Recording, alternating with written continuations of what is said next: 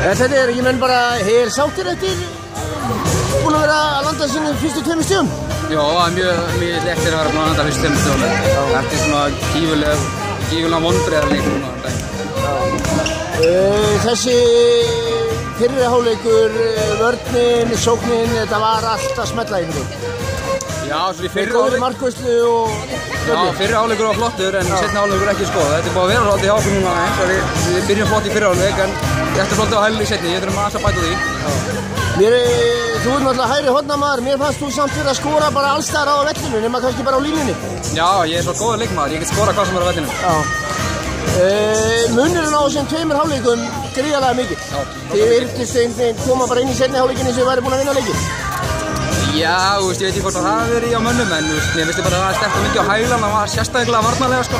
Við gefum þeim auðvöld mörg eins og þeir gefa okkur í fyrri hálfleik, á ekki skeið en bara bæta því.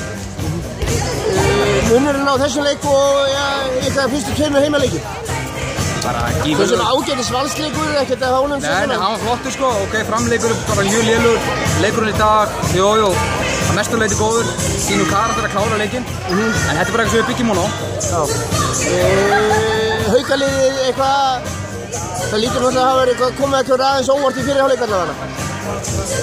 Ekki þeir endilega, því að bara við spilum bara okkar vörn og þá fáum við sögum til mörg, svona hraðarslaup og seinna tempo og svona, það gerir þetta öðra fyrir. Næsti leikur á, eftir 4 og 5 daga, ekki vont að láta líða svona langt á milli þegar maður búið með svona leik? Nei, það er kannski bara fínt að fá nokkra daga til þess að ríkofira og dýra þess að bara yfir næsta leik. Takk fyrir það. Takk fyrir.